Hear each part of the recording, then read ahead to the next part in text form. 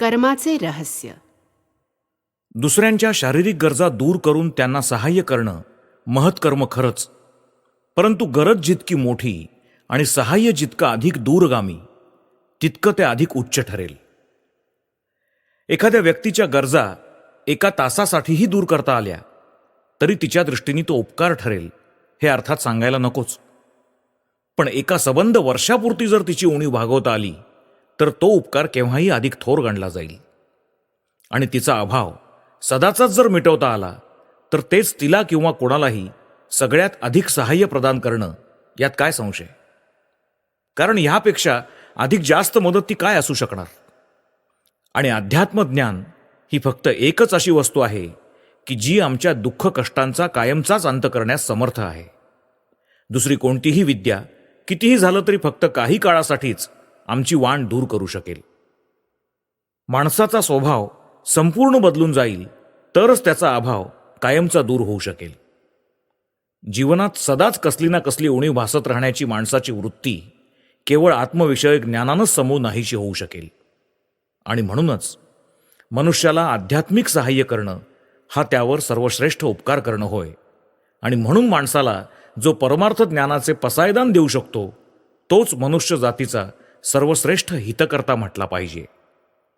आपल्या हे नेहमी निदर्शनाला येत असतं की मानवाला त्याच्या आध्यात्मिक अभावाची पूर्ती करण्यासाठी ज्यांनी सहाय्य केलेलं आहे तेच सर्वात सामर्थ्य संपन्न पुरुष होते. कारण आध्यात्मिकताच जीवनातील आपल्या समग्र कार्याचा खरा खरा पाया आहे. आध्यात्मिकदृष्ट्या सबल आणि निकोप माणूस मनात आल्यास इतर सर्व बाबतीतही दक्ष आणि कार्यक्षम होऊ शकेल. फार काय, पण माणसाच्या ठायी आध्यात्मिक बल निर्माण होत नाही तोवर त्याचे भौतिक अभाव देखील चांगल्या पद्धतीने पूर्ण होऊ शकत नसतात. असतो आध्यात्मिक मदतीच्या खालोखालच बौद्धिक उन्नतीसाठी केलेल्या सहाय्याचं स्थान आहे. विद्यादान हे अन्नदानापेक्षा कितीतरी श्रेष्ठ आहे. ते प्राणदानापेक्षा देखील श्रेष्ठच. कारण ज्ञानच माणसाचं खरं खरं जीवन आहे. अज्ञानच मृत्यू, ज्ञान म्हणजे जीवन. जीवन जर अंधारात चाचपडण्याचंच असेल, अज्ञानात पिचणारच असेल, दैन्यानं लडबडलेलंच असेल तर मग ते तसं जीवनमृत जीणं जगण्यात तरी काय स्वारस्य. त्या तसल्या जीविताचं मोल तरी काय.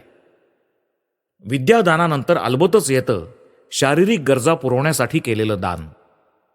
तात्पर्य काय, परोपकारासंबंधी विचार करताना शारीरिक सहाय्यच एकमेव सहाय्य होय असं समजण्याची चूक कदापिही होऊ न देण्याचा आपण सदा प्रयत्न केला पाहिजे.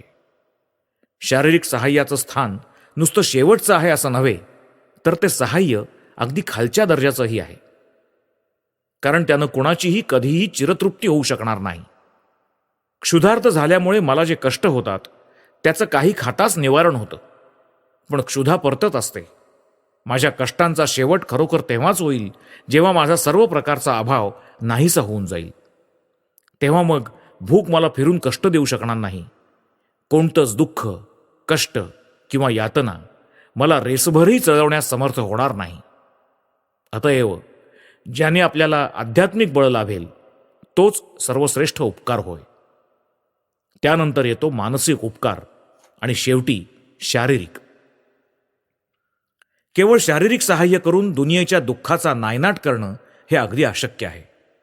जोपर्यंत माणसाची प्रकृतीच बदलून जात नाही तोपर्यंत हे सगळे शारीरिक अभाव उद्भवणार. तोपर्यंत हे सगळे कष्ट होणारच होणार. कितीही शारीरिक सहाय्य केलं तरी सुद्धा कष्ट काही केल्या पूर्णतया लयास जाणार नाहीत.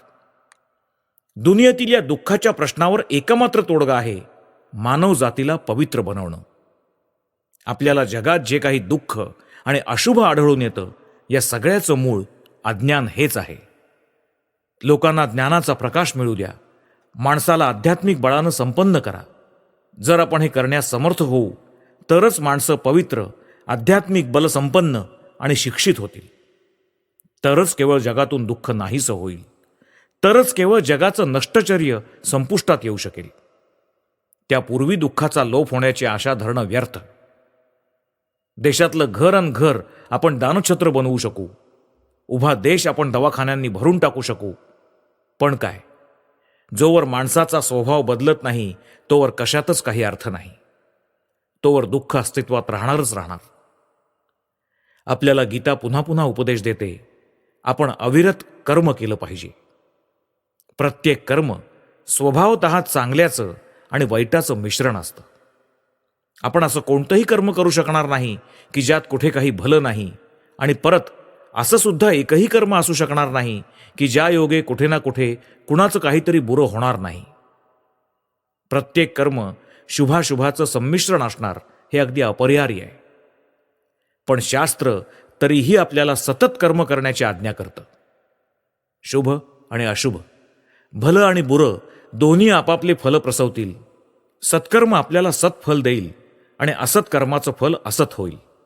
पण सत म्हणा की असत म्हणा, दोन्ही आत्म्याची बंधनच आहेत. कर्माच्या या बंधनकारक शक्तीला अनुलक्षून गीतेने असा सिद्धांत सांगितलाय की आपण कर्मात आसक्त झालो नाही तर ते आपल्यावर कोणत्याच प्रकारचा बंधनकारक परिणाम करू शकणार नाही. म्हणून आता आपण कर्मातील अनासक्ती म्हणजे काय हे समजून घेण्याचा प्रयत्न करू. भगवद्गीतेचं मूल सूत्रच आहे, निरंतर कर्म करा, पण त्यात आसक्त मात्र होऊ नका. संस्कार या शब्दाचा अर्थ मनाचा स्वाभाविक कल किंवा प्रवृत्ती असा करता येईल. मानवी मनाला एखाद्या सरोवराची उपमा दिल्यास असं म्हणता येईल की मनामध्ये उठणारा प्रत्येक तरंग विरून जाताना पूर्णपणे नाहीसा होत नसतो, तर तो चित्तावर आपलं एक चिन्ह आणि त्याचबरोबर तो तरंग पुन्हा उदय पावण्याची शक्यता मागे ठेवून जात असतो. ते चिन्ह आणि त्या तरंगाची पुन्हा उत्पन्न होण्याची शक्यता या दोघांना मिळूनच संस्कार म्हणतात. आपण करत असलेलं प्रत्येक कार्य, आपली प्रत्येक हालचाल, आपल्या मनातील प्रत्येक चिंतन आपल्या चित्तावर असल्या प्रकारचा संस्कार ठेवून जात असते. आणि हे संस्कार ज्यावेळी जाणीवेच्या पृष्ठभागावर दृग्गोचर होत नसतात त्यावेळीही ते इतके प्रबल असतात की खाली नेणिवेत त्यांचं कार्य चाललेलंच असतं. आपण प्रतिक्षणी जे काय आहोत त्याला आपल्या चित्तावरील हे अवघे संस्कारपुंजच जबाबदार असतात असं म्हणता येईल. आत्ता सध्याच्या घटकेला मी जे काही आहे ते माझ्या गतजीवनाच्या संस्कार समष्टीचाच परिणाम होय. चारित्र्य म्हणतात ते खरोखर पाहता हेच.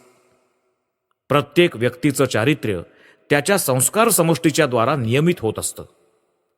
शुभ संस्कारांचं वर्चस्व झाल्यास चारित्र्य सच्चारित्र्य ठरतं. कुसंस्कारांचा वरचष्मा झाल्यास माणूस दुष्चरित्र बनेल.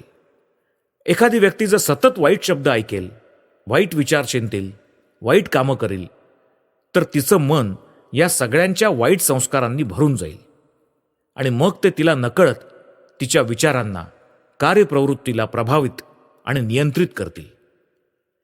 या वाईट संस्कारांचं कार्य वस्तुतः नेहमी चालूच असतं. थोडक्यात म्हणजे तिच्या वाईट संस्कारांचं फल असं होईल की ती वाईट कृत्य करत जाईल आणि परिणामी ती एक वाईट मनुष्य बनून जाणं अगदी अपरिहार्य ठरेल. ती कुसंस्कार समष्टी तिच्या जीवनात कुकर्म प्रवर्तक अशी एक प्रबल प्रेरक शक्ती होऊन बसेल. ती व्यक्ती या संस्कारांच्या हातातील एखाद्या कळसूत्री बाहुलीप्रमाणे होऊन जाईल. ते तिला जबरदस्तीने वाईट कार्याला प्रवृत्त करतील. जो नियम वाईट संस्कारांना तो चांगल्या संस्कारांनाही लागू आहे. एखादा माणूस जर सदा चांगले विचार बाळगेल आणि चांगली कामं करेल तर त्याच्या संस्कारांची समष्टी ही चांगलीच होईल आणि ते पूर्वोक्त नियमानुसार त्याला त्याच्या इच्छेविरुद्ध सत्कार्य करायला प्रवृत्त करतील. माणूस जेव्हा चांगली कृत्य आणि चांगले विचार इतक्या प्रमाणात करतो की सत्कार्य आचरण्याची एक अनिवार्य प्रवृत्तीच त्याच्या ठायी निर्माण होते, तेव्हा मग त्याची इच्छा नसतानाही नव्हे बुद्ध्या कुकर्म करण्याचं त्यांनी मनाशी ठरवलं तरी देखील या समस्त संस्कारांचे समष्टी स्वरूप त्याचं मन त्याला तसं करू देणार नाही. ते संस्कारच मज्जाव करून त्याला वाईटापासून परावृत्त करतील. त्यावेळी तो आपल्या शुभ संस्कारांच्या हातातील निव्वळ बाहुलच म्हणता येईल. जेव्हा असं होतं तेव्हाच व्यक्तीचं शील बनलं असं म्हणता येईल. कासव ज्याप्रमाणे आपले पाय आणि मान आत ओढून घेतं आणि मग तुम्ही त्याचा जीव घ्या की त्याची खुशाल खांडोळी खांडोळी उडवा, आपली मान आणि पाय बाहेर काढायला ते रिकामं नसतं, त्याचप्रमाणे स्वतःच्या कार्यहेतूवर आणि समस्त इंद्रियांवर ज्याला संयम साधलेला आहे अशा माणसाचं चारित्र्य कायमचं सुप्रतिष्ठित होऊन जात असतं. त्याचा स्वतःच्या अंतस्थित समग्र शक्तींवर ताबा चालत असतो. त्याच्या इच्छेविरुद्ध कोणतीच गोष्ट त्याला संचालित किंवा विचलित करण्यास समर्थ नसते. कारण सच्चिंतन करत गेल्यामुळे शुभसंस्कार मनाच्या पृष्ठभागावर सदा विचरण करत राहिल्यामुळे सत्कार्य करण्याची प्रवृत्ती प्रबल होते. आणि याचं फळ हेच की आपण इंद्रियांवर म्हणजेच कर्मेंद्रिय आणि ज्ञानेंद्रिय या दोघांवरही जय मिळवण्यास समर्थ बनतो. तेव्हाच कुठे चारित्र्य यथार्थपणे प्रतिष्ठित होतं. केवळ तेव्हाच माणसाला सत्याचा लाभ होतो. असाच माणूस कायमचा निर्धास्त होऊ शकतो. पतनाचं भय त्याला स्पर्श करू शकत नाही. त्याच्या हातून मग कुठलंही दुष्कृत्य घडणं शक्य नाही. त्याला तुम्ही कुठेही सोडा, कोणाच्याही संगतीत ठेवा, त्याला कसलाच धोका नाही.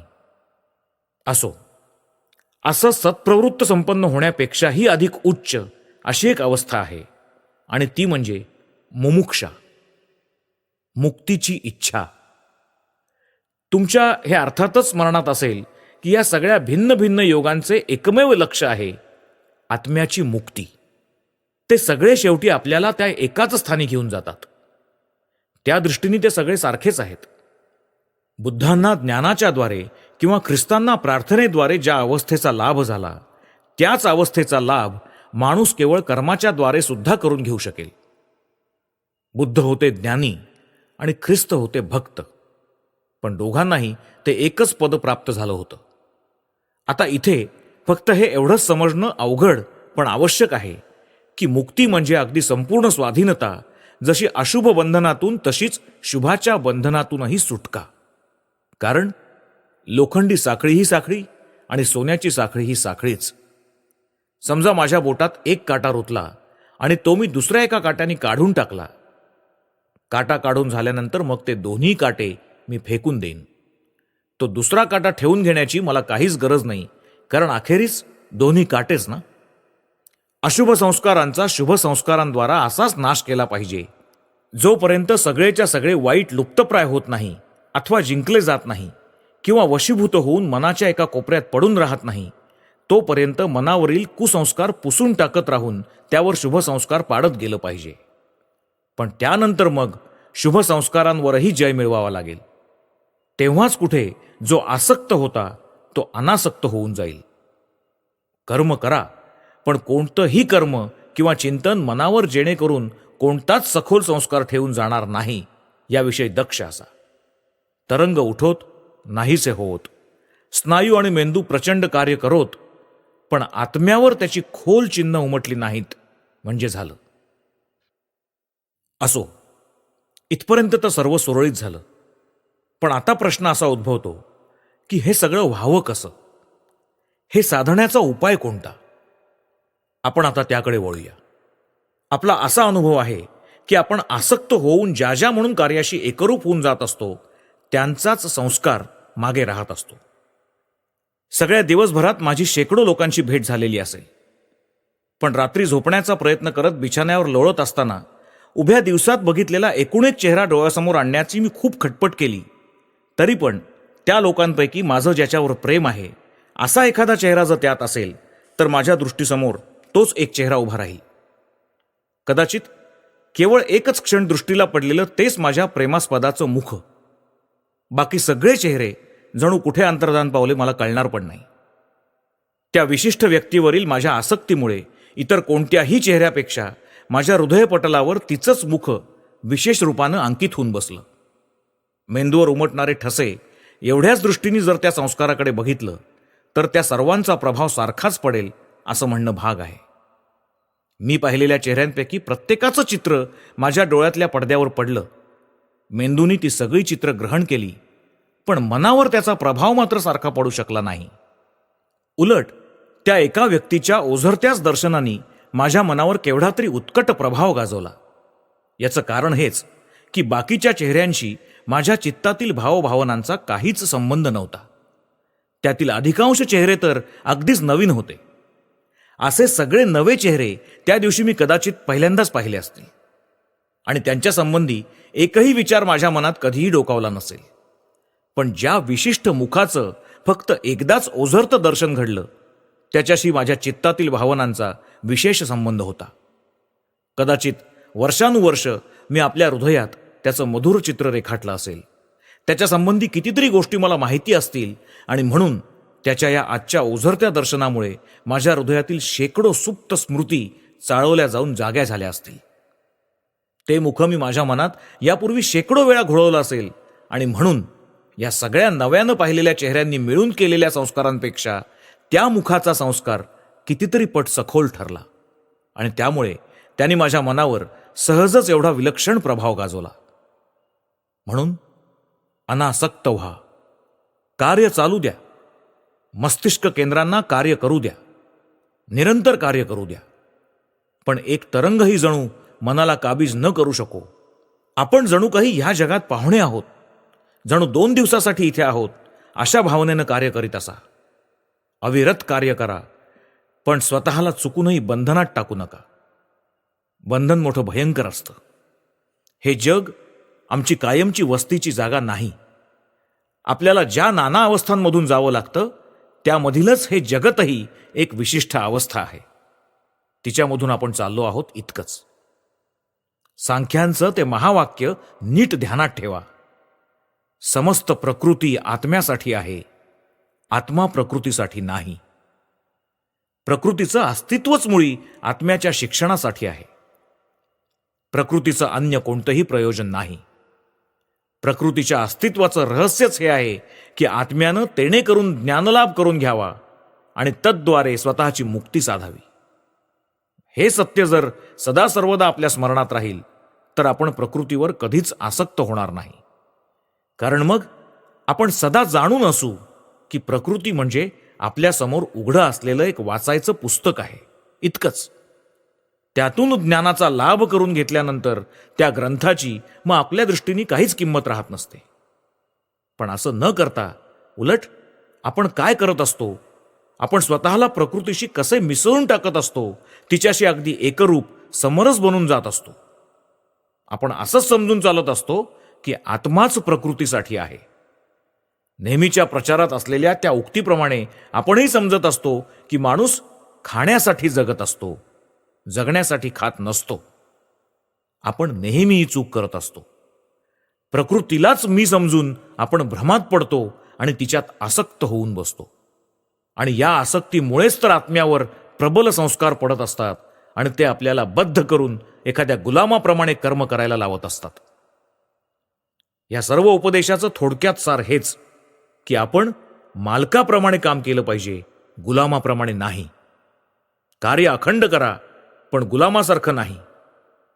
लोक कशा तऱ्हेने कर्म करत असतात हे काय तुम्ही पाहत नाही? इच्छा असून सुद्धा कुणालाही विसावा लाभू शकत नाही. 99% लोक केवळ गुलामासारखे राबत असतात आणि त्याचं फळ दुःख. असलं हे कर्म म्हणजे सगळा स्वार्थाचा बाजार. स्वाधीनपणे कर्म करा, प्रेमाने कर्म करा. प्रेम या शब्दाचा अर्थ समजणं फार कठीण आहे. स्वाधीनतेखेरीज यथार्थ प्रेम कधी उत्पन्न होऊ शकत नाही. बंद्या गुलामात प्रेम उद्भवणं कधीतरी शक्य आहे का? एखादा गुलाम विकत आणून त्याला साखळदंडांनी बांधून जर तुम्ही काम करायला लावाल तर तो कशीबशी बिगार भरेल, पण त्याच्यात तुमच्याविषयी प्रेमाच्या ओलाव्याचा मात्र लवलेश सुद्धा असणार नाही. तद्वतच आपण संसारातील विषयांसाठी गुलामासारखे राबत असताना आपल्यात प्रेम असणं कदापिही संभवत नाही. आणि म्हणूनच ते खरं कर्मही नव्हे.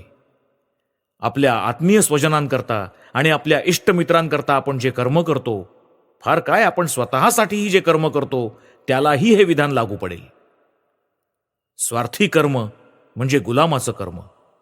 आणि एखादं कर्म स्वार्थी आहे की नाही याची कसोटी ही अशी आहे की प्रेमानं केलेल्या प्रत्येक कर्मापासून सुख निष्पन्न होत असतं. यथार्थ प्रेमाने प्रेरित होऊन केल्यास असं कोणतंही कर्म नाही की ज्याचं फळ म्हणून शांती आणि आनंदाची निष्पत्ती होणार नाही. यथार्थ सत्ता, यथार्थ ज्ञान आणि यथार्थ प्रेम ही परस्परांशी अगदी निगडीत, चिरसंबद्ध आहेत. तिन्ही एकच आहेत. एकाचेच 3 पैलू आहेत. जिथे त्यांच्यातील एक असतं तिथे बाकीचीही असतातच असतात. ती त्याच एकमेवा द्वितीय सच्चिदानंदांची त्रिविध रूपं आहेत. जेव्हा तीच सत्ता शांत आणि सापेक्ष बनते तेव्हा ती जगतरूपानं आपल्याला गोचर होत असते. तेच ज्ञान जागतिक वस्तूंच्या ज्ञानात परिणत होतं आणि तो आनंद मानवी हृदयात ओथंबणाऱ्या सर्व प्रकारच्या खऱ्या प्रेमाचा पाया बनून जातो. आणि म्हणूनच खरं प्रेम हे प्रेमिक किंवा प्रेमास्पद यातील कुणाच्याच कष्टास कधी कारणीभूत होऊ शकत नाही. कल्पना करा, कुणी एक जण कुणा एका स्त्रीवर प्रेम करतो आहे. ती अगदी पुरेपूर आपल्या एकट्याच्याच कह्यात असावी अशी त्याची इच्छा असते. तिच्या प्रत्येक हालचालीवरून त्याच्या चित्तात मत्सराचं कसं काहूर उठत असतं. तिनं सदा त्याच्या जवळच असावं, कधी त्याच्या दृष्टीबाहेर जाऊ नये, त्याच्या इंगितानुसार खाणं पिणं चालणं फिरणं करावं अशीच त्याची इच्छा असते. थोडक्यात तिनं पूर्णपणे त्याच्या तालावर नाचावं अशी त्याची इच्छा असते. तो स्वतः तिचा गुलाम बनून गेलेला असतो आणि तिलाही आपले गुलाम करून ठेवण्याची त्याची मनीषा असते.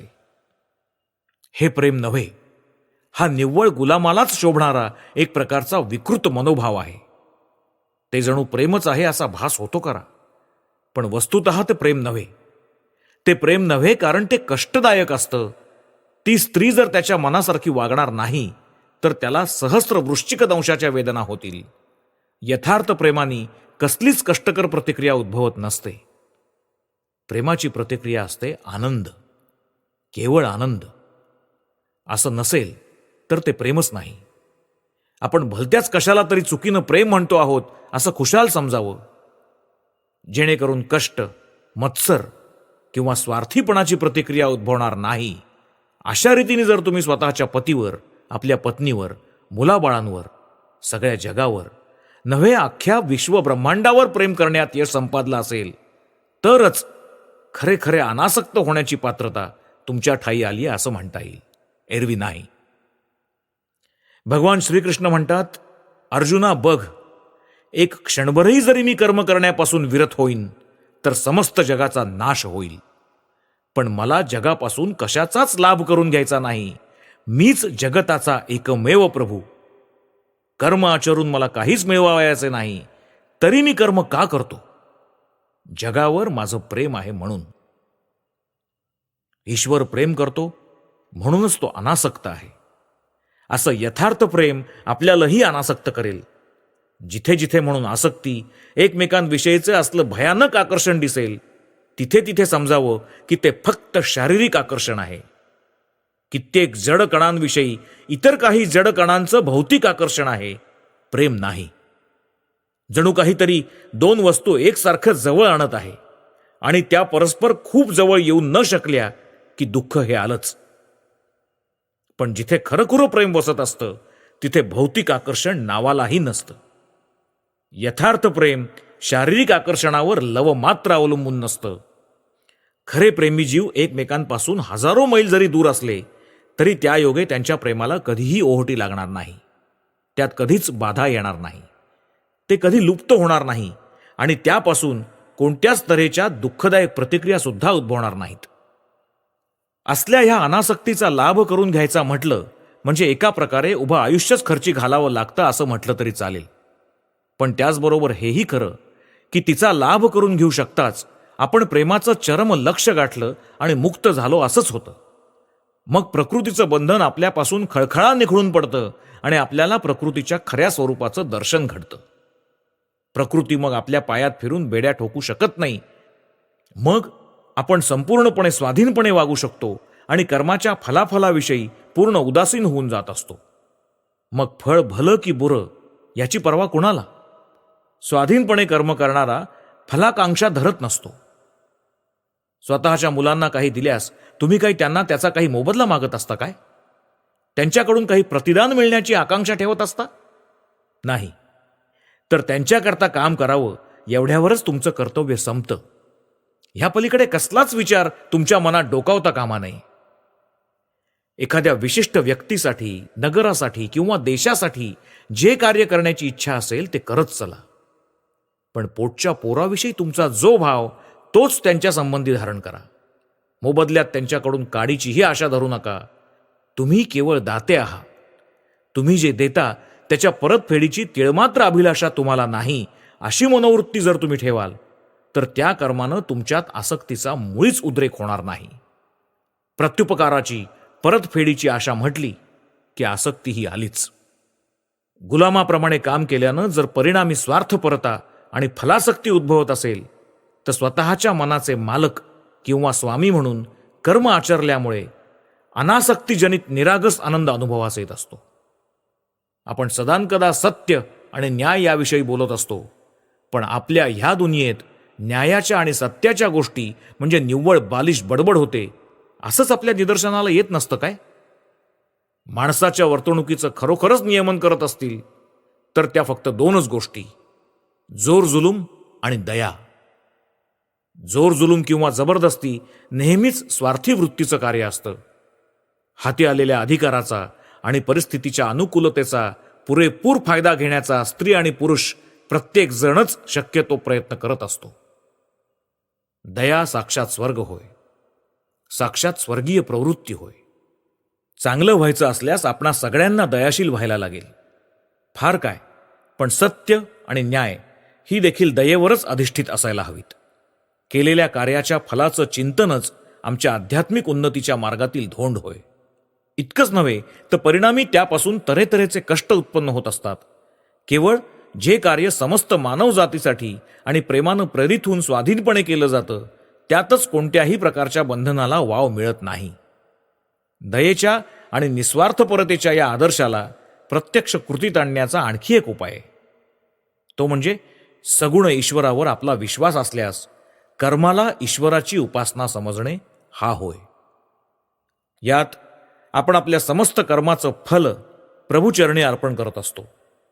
अशा प्रकारे भगवंतांची उपासना केल्यास आपल्याला स्वतःच्या कार्याबद्दल मानवजातीकडून कशाचीच आशा करण्याचा अधिकार राहत नाही.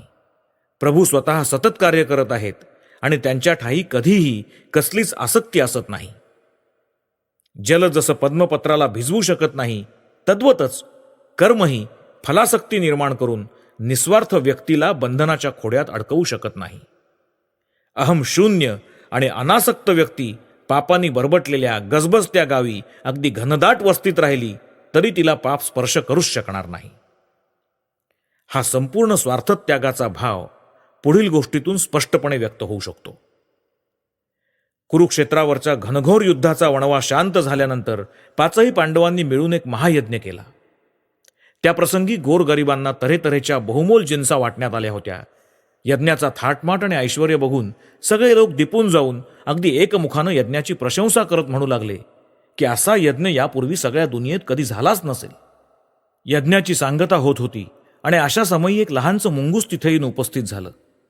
त्या अद्भुत मुंगुसाचं अर्ध शरीर सोनेरी आणि बाकीचं अर्ध कब्र होतं. यज्ञमंडपात शिरताच ते मुंगूस तिथल्या यज्ञभूमीच्या मातीवर इतस्ततः लोळू लागलं. शेवटी ते तिथे जमलेल्या लोकांना उद्देशून म्हणू लागलं, तुम्ही सगळे लबाड खोटारडे आहात. असा यज्ञ म्हणे पूर्वी कधी झालाच नव्हता. हा तर मुळी यज्ञच नाही. लोक उद्गारले, काय म्हणतोस तरी काय तू? हा यज्ञच नाही?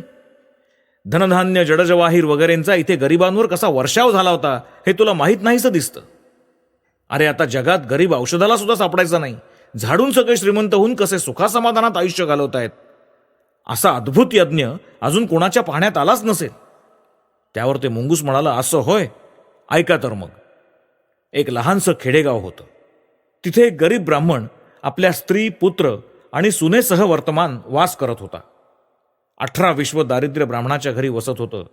पोथ्या पुराणं, धर्मोपदेश यांच्याद्वारे मिळणाऱ्या दक्षिणेवरच त्याची गुजरण होत असे. भरीतभर एकदा त्या देशात एकामागून एक सलग 3 वर्ष दुष्काळ पडला.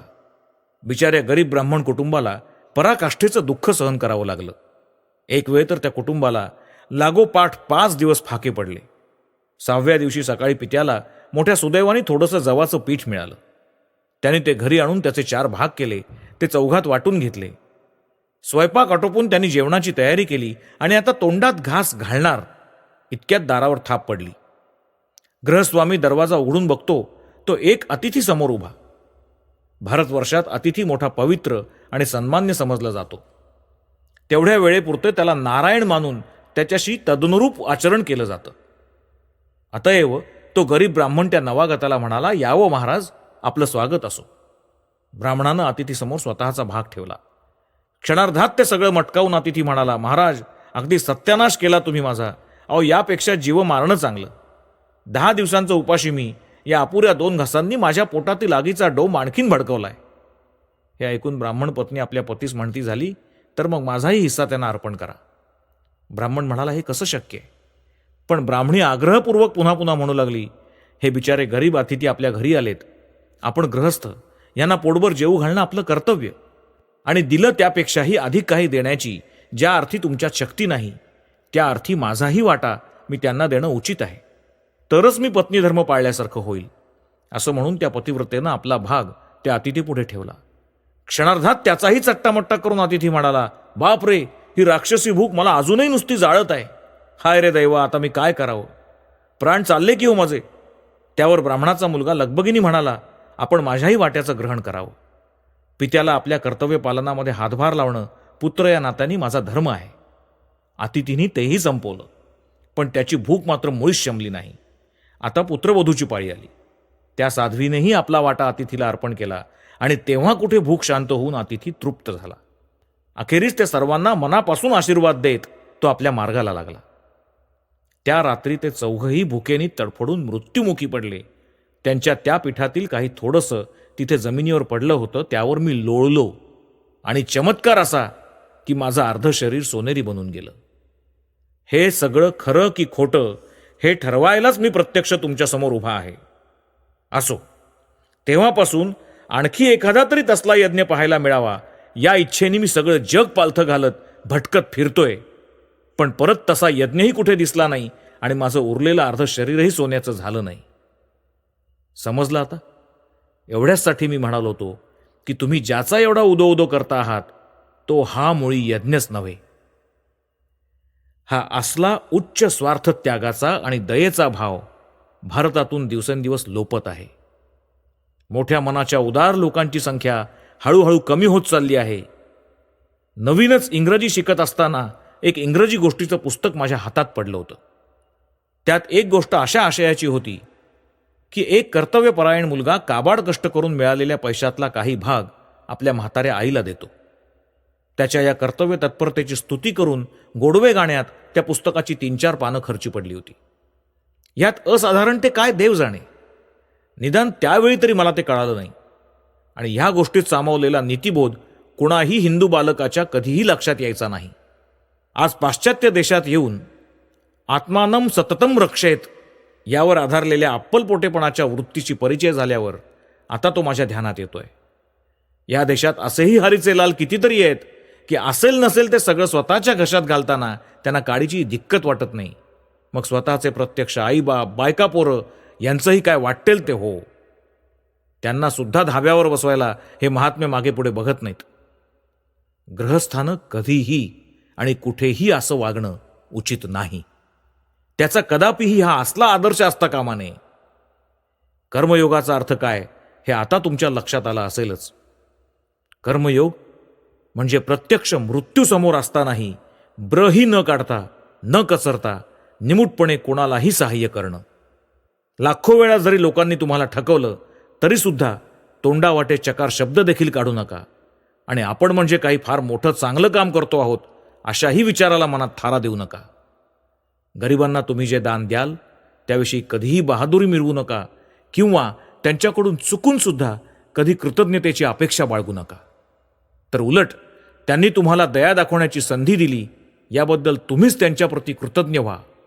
एवंच यावरून हे स्पष्ट दिसतंय की आदर्श संन्यासी होण्यापेक्षा आदर्श गृहस्थ होणं अधिक कठीण आहे. त्यागी आणि कर्मी दोघंही योग्य रस्त्याने जात आहेत आणि यथार्थ त्यागी व्यक्तीच्या कठोर जीवनापेक्षा यथार्थ कर्मी व्यक्तीचं जीवन अधिक कठोर नसलं तरी निदान तितकंच कठोर तर खासच आहे.